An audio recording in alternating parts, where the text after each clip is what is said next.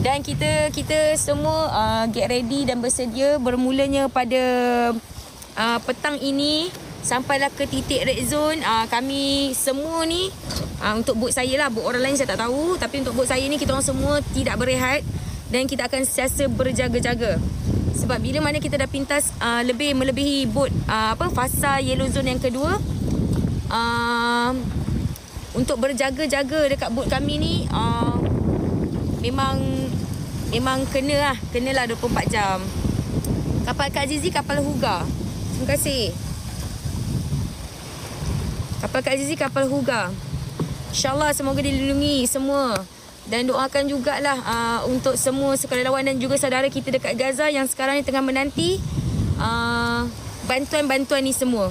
Yang menanti bantuan makanan, susu untuk anak-anak mereka, hospital-hospital yang menantikan ubat-ubatan dan juga air yang bersih untuk mereka teruskan hidup mereka, insyaAllah. Jangan risau. Bak kata Tuan Haji Zainal ZRA, dia kata jangan risau. Titik yellow zone ni saya faham dan kami semua faham. Kami pun manusia biasa ada perasaan takut. Yellow zone yang pertama, yellow zone yang kedua dan juga red zone. Korang jangan fikir apa yang bakal terjadi pada kami, tapi fikirlah tentang saudara kita dekat Gaza yang tak ada langsung line ataupun titik merah, kuning, tak ada.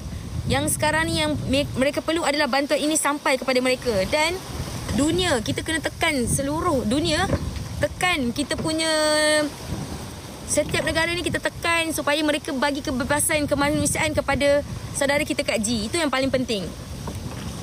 Kita buka mata dunia dan hentikan kekejaman yang terjadi dekat Gaza, insyaAllah. Terima kasih Abang Azrizan. Kapal Turki dia tak masuk dekat sini. Cuma semalam dia ada bagi barang bantuan lah. Barang bantuan juga macam ubat-ubat lah untuk masukkan ke Gaza, insyaAllah. InsyaAllah. Bot saya nama Mikeno. Love you Kak Sab. Terima kasih Kak Sab. Abang Azrizan, terima kasih. Banyaknya pause sekejap. Lagi pause saya tunjuk sikit ni. Ya Allah. Tapi tak ada lagi lah pause kat sini. Cuma sekarang ni keadaan ombak ni agak-agak tinggi. Kalau korang tengok yang terpacak-pacak kat sana tu, semuanya adalah bot-bot yang berlayar. Bot-bot yang berlayar di sekeliling. Kalau waktu malam saya tak buat live sebabkan keadaan ombak yang semalam ribut memang sangat-sangat kuat. Lagi-lagi pula semalam waktu saya, kalau saya on duty, saya yang akan pandu kapal. So semalam saya pandu selama 3 jam. 3 jam semalam kita pandu kapal.